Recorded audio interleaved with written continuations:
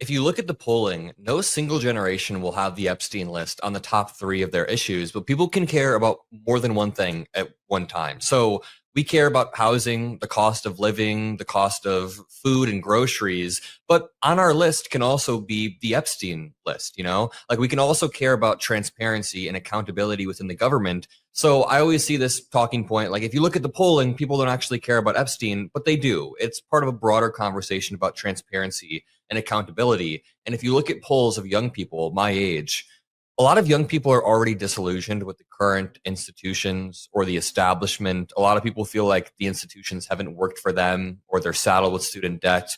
So when Trump got in, people thought he was going to be a change agent. He was going to come in and shake everything up, expose the deep state, and drain the swamp.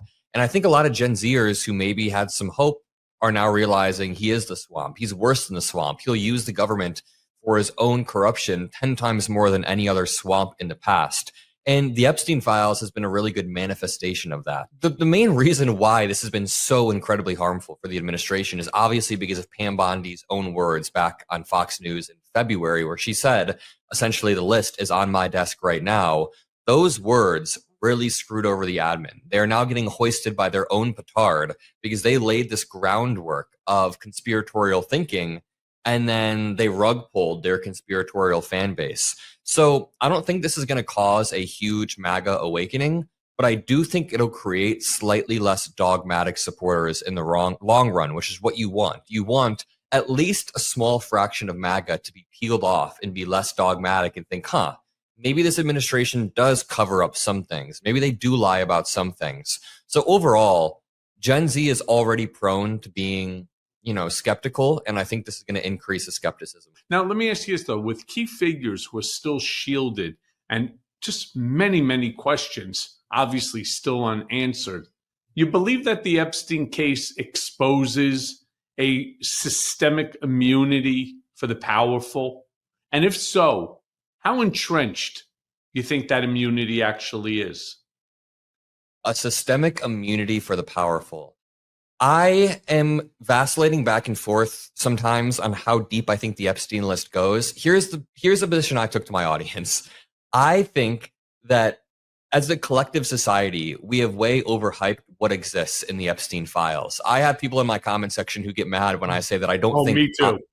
I'm like, listen, Matt Damon is probably not, like, Tom Hanks and Matt Damon are probably just normal guys. I don't think they have anything to do with this. And my comments are like, you don't think that Matt Damon, and I'm like, okay, listen, I know that Jeffrey Epstein, very likely Prince Andrews, and a few other very, very powerful people allegedly were involved in this, but I don't think it is a deep list of powerful people being covered up. I do think Jeffrey Epstein, Ghislaine Maxwell, and a few other people were sick and perverted and had over 300 girls come through their place. When I read the indictment from 2002 to 2005, those were the peak years, the indictment in New York, the Southern District of New York, basically just says they created this network where Epstein would find young girls, have those young girls pay other young girls, and that seems to be the extent of it. Honestly, we've all kind of accepted that there was this island, and this island had a factory in it of all these, like, no, it honestly seems a lot more boring than that. So to go back to your question, rich people definitely are able to cover things up and consolidate power and get away with things that other people wouldn't be able to. But I think Elon Musk is a really good example of that. With the Epstein stuff, I think it is a small group of people. I think that Trump's name is littered throughout the list. We don't know in what capacity, but it's probably littered throughout the list and the flight logs and everything. And I don't think that, I don't know if it's a cabal of rich people being covered up. So it's funny you say that, because I get an enormous amount of shit from my Substack followers when I go on various different shows, or even when I was on MSNBC, CNN, like 10 times over the course of the last 2 weeks. I turn around and I said, I don't believe that Trump is involved in the illicit behavior. And then people are like, what, are you fucking crazy? Right? This is a guy who has actually hit on your daughter. This is a guy who actually, makes claims that he was able to go backstage at, Miss USA, Miss Universe pageants and, see the women changing. And so this is a guy who was accused and found guilty of sexual assault. I'm referring to E. Jean Carroll, and so on and so on. How could you make that claim? I'm just making the claim off of the Donald Trump who I knew for a decade and a half. I don't think that the documents in this file are going to be as, let's just say, grotesque as the American public, including his own MAGA base, believe. So my question, then why hide it? Like something I write about in my Substack all the time. What's the point to hide it? Unless you're implicated in something, fucking release it. Unredacted except for the names of the victims, which have to be protected. I would like to caveat, we could talk more about Trump's involvement, but I just don't think, I reject the idea that it was this large cabal of celebrities like Tom Hanks or whatever. I think that's when it goes a little bit too far. I think there's a valid argument to be made that a lot of Trump's behavior is incredibly suspicious for a lot of the reasons you just listed. But if I had to guess why they're covering it up, it seems to have been answered sort of yesterday. Back in May, the FBI sat down with Trump and said, your name is sort of littered throughout these files in different capacities. Well, I don't know if they used the word littered. They said that it appears several times in the file.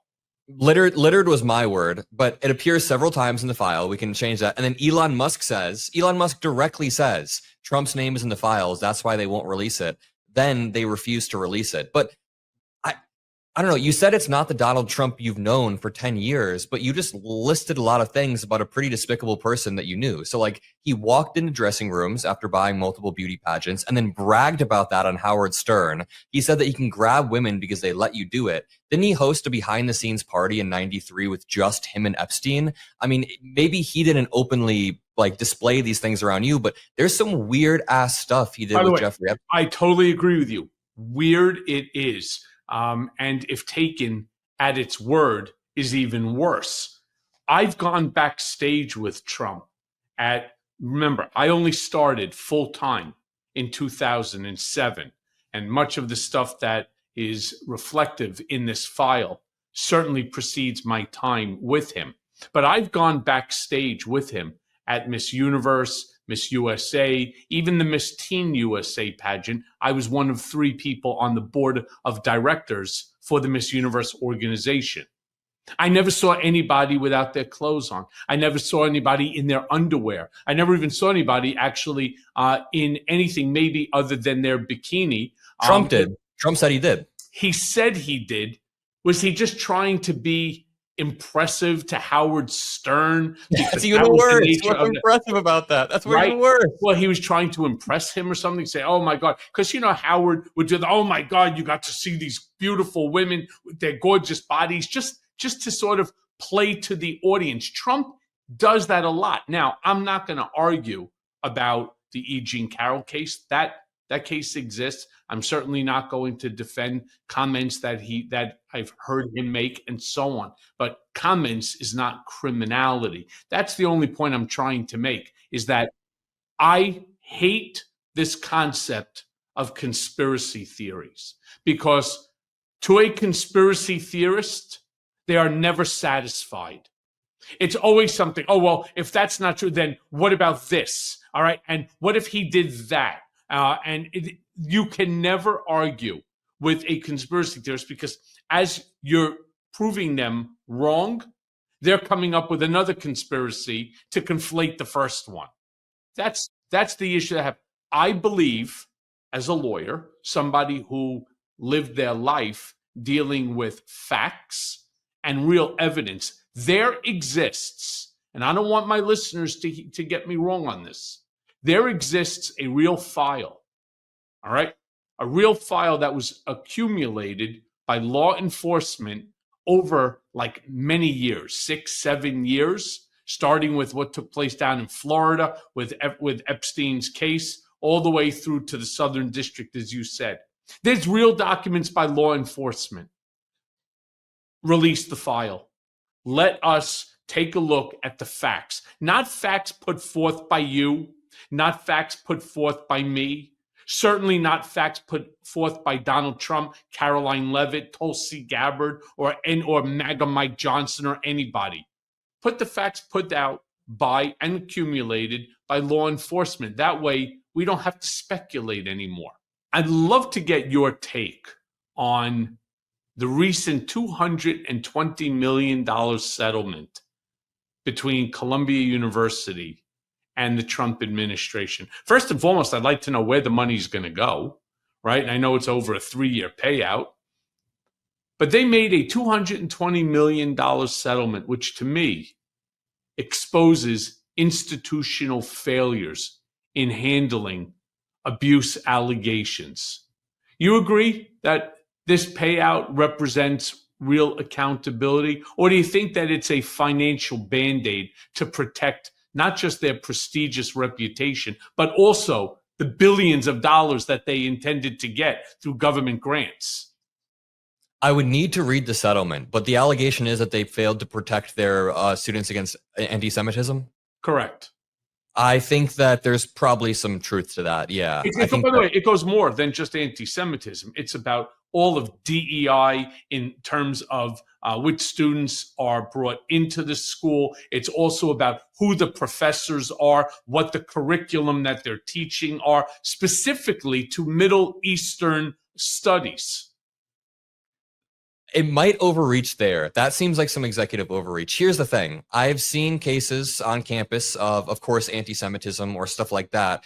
But the Trump administration is not prioritizing fighting anti-Semitism. I don't think that that is a priority on the Trump admin's list. I think that, in fact, Trump has dined with Nick Fuentes. Even if you want to say that's an accident. You can say that. But I feel like Trump has fed into some anti-Semitic conspiracy theories in the past. So I'm not sure the admin is totally focused on that. I think that they just want to flex their executive power. I think that when they're suing Columbia, attacking Harvard, when Trump is suing the Wall Street Journal, it's just to try to flex and see how much the executive branch can do. Should the president and the executive branch be able to change the faculty hired by Columbia, what's taught by Columbia in the courses? I don't think so. I don't think the government should have anything to do with that. In the same vein, I don't think the government should be able to, in a top-down way, have DEI policies enacted at institutions. But I mean, here's the thing. When I first read about some allegations of anti-Semitism, this was under the Biden administration. So this had nothing to do with Trump. I mean, those are probably true. There's probably some things that are happening, but the Trump admin is using this to try to change what they're teaching. That's way too far. The president shouldn't be able to change what a university is teaching, in my opinion. Or the curriculum in and of itself. I mean, yeah, I truly don't understand the point here. And while sure, there's anti-Semitism everywhere, right? And so, okay, you want to start with the schools. I get it, but I think the manner to which all of these acts by this administration against, whether it's Harvard, Columbia, any of these elite institutions, I'm with you on that. I think it goes too far. And I'm also going to turn around and make a pretty bold claim on behalf of Gen Z. They don't appreciate this shit, right? Now, if you don't like the course as a student, don't take it. It's that simple, right? Yep. Just don't take it. In your math class, there is no anti-Semitism. Nope. Right. I mean, unless, of course, the teacher is let's just say, a card carrying Nazi. Right. And if your last name is Cohen, you're going to get an F, even if you get the formulas right or you get the answers right. You're not talking about math or, English or, whatever. These are specific Middle Eastern courses that are being taught. There are degrees in Middle Eastern studies. They don't want it to be taught by individuals who they think are corrupting the minds. It reminds me of poor Gen Zers. It reminds me of when they were attacking critical race theory too, which is a legal framework that should be taught in advanced schools, where it's just a framework of looking at things, right? Rather than what they thought, which is like second graders learning that white people are intrinsically evil. So I am going to take the opinion that college campuses are actually where you should be having these conversations, where you should be having these controversial conversations. I'm not saying that we should have like actual Nazis on college campus or people like that, but that's where you have these discussions and you disagree and you say something dumb in class because that's a safe environment where you can then be taught by a teacher like what the actual logic is there. I mean, I said a lot of dumb things when I rose my hand in college classes. So I just think that college should be a place where you can learn new things, say dumb things, have debates, and be wrong. And when the Trump admin tries to remove courses or in a top-down way change the curriculum, that stifles the type of debate that creates a really strong, critical next generation. Yeah, I agree with that. By the way, I'm just curious where that $220 million settlement is going to go, because, if you're talking about anti-Semitism, the basis for this withholding of government grants to Columbia or to Harvard and so on, well, shouldn't then maybe the Jewish students who were unable to get to class because they were being blocked by these protesters, shouldn't there be some compensation to them? Shouldn't there be, maybe maybe a nice donation to the Chabad at the school, or maybe to the Hillel organization or something? I'm just not really sure. Great, you got a settlement. That would make too much sense. Why don't we just use it? What's the settlement for? We could also just reallocate it to abuse minorities at Alligator Alcatraz. It would make too much sense to help students. Adam Mockler, thank you so much for joining. I have to figure something out to do together, get up onto a stage. I'll come out to Chicago, you come to New York, whatever it might be. But we got to go into the areas that are red, or at least purple. All right? Because I think it's extremely important. It's important to have those conversations that people aren't having. People on our side for a while have been too finger waggy, shutting down conversation, kind of condescending. But you can talk to your fellow Americans without being condescending. And I think we should do that. So thank you for having me on. I hope the audience enjoys the cross-generation chat, and we'll do it again soon. Anytime. Thanks, Adam.